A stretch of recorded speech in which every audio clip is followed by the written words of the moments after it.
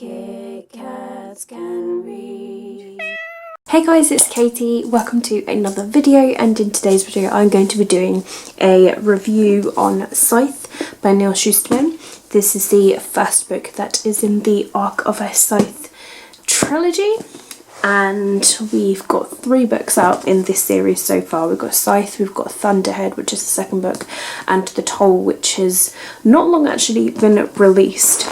But I now own all 3 of them because this book was actually a blast. It was, pardon the pun, a killer. First of all, I'm going to begin by having a quick disclaimer of this review, and I did receive this physical copy from the publisher in exchange for an honest review. However, it does not affect my opinion of the book whatsoever. I received this physical book when this book was already released. They were hyping up the second book, so I actually received that, and also hyping up the third book as well. So really it's just getting people to give this series a go, and I just want to say a massive thank you to Walker Books for sending this to me.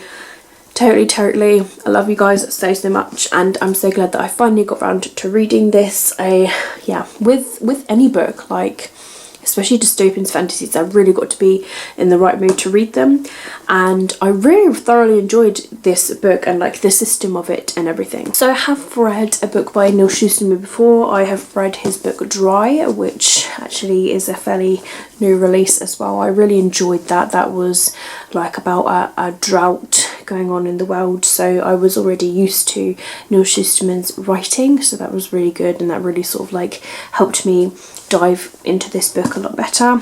I found myself to just go into this book straight away. This is a dystopian novel that's in a perfect world where the only way that people can die is to be gleaned by a scythe. We have 2 main characters called Citra and Rowan, and they are both chosen to be scythe apprentices. So they've got no option but to learn how it is to be a scythe and how it is to kill. Then one day they are told that they have to go through this task, and at the end of it one of them will have to glean the other, and that is when it's just so they both go on their separate paths in this, which I think is really interesting. So they both go off and they have their own scythes that they are learning the killings from. One more drastic than the other, one is more different, the other has a different routine and way of doing it, the other one is different as well. So that was really interesting, and just how they get separated. They are also told that they can't fall in love with each other, and they do have this sort of like spark between them, like when they first sort of like meet, which is like a really interesting concept as well. At the end of every chapter we do get a page like this that is from the gleaning journals of some of the scythes. So HS Curie, we've got some gleaning journals from Goddard, we've also got some gleaning journals from even the apprentice scythes themselves, because they all meant to have these journals, and it's just like where they journalized their sort of like scythedom. And yeah, it's really interesting. The chapters are actually fairly short as well. It's really easy to fly through. Actually, it took me a while to get through this book, and I think that is just because it's the first book that's in this series. It's in a new dystopian world, and you're learning about the world, you're learning about the characters, you're learning about the system, but I was really intrigued. So when I did pick it up, I was getting into it. So I think like the reason that it just took me a while, and it does take me a while to get through fantasies and dystopians, and that's just because it's a new world to the world that we live in.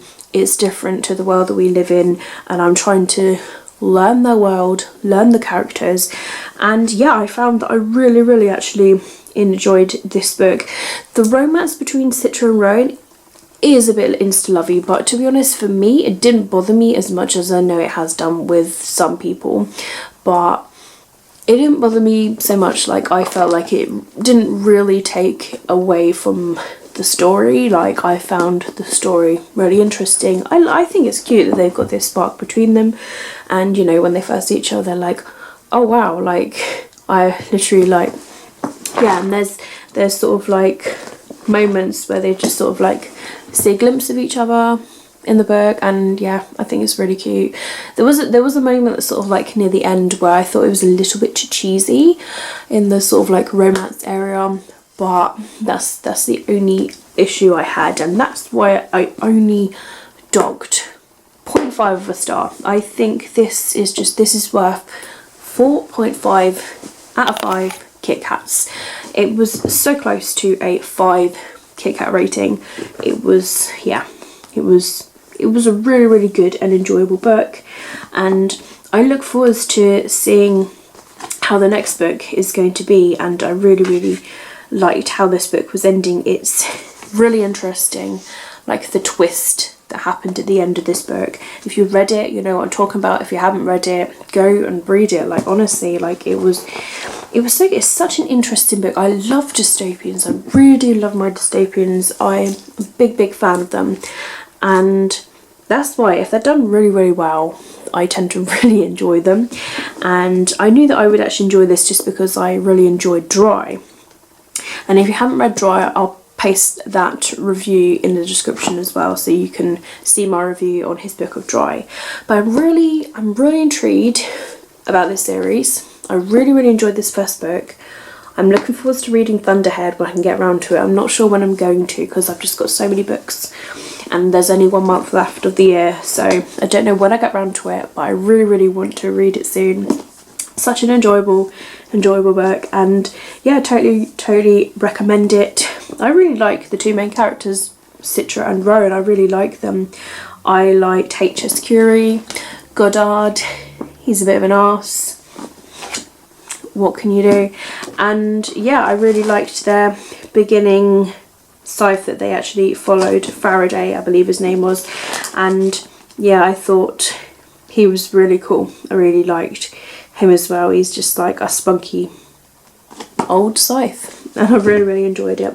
So yeah, all in all, I totally recommend for you to give it a try. A lot of people have read this book already. It's very, very popular. So guys, that is the end of my review for Scythe by Neal Shusterman, the first book that is in the arc of a Scythe series. I implore you to give this book a read if you have done already, but if you have read it, let me know your thoughts on this book down below in the comments and we can talk about it. If it's a spoiler, feel free to direct message me on my Twitter or send me an email or anything if you want to talk about this book, and let me know how the rest of the series is, but without spoiling. No spoilers in the comments, basically. That's it from me, guys. If you have enjoyed this video, don't forget to give it a thumbs up. All of my social media links, as always, are linked down below in the description if you would like to follow me elsewhere. And don't forget to check out my review for Dry as well too. But I hope you guys are going to have an absolutely fantastic day wherever you are. My name is Katie. Keep smiling, keep reading, and be happy. And I will see all of you wonderful, awesome people in my next video. Bye!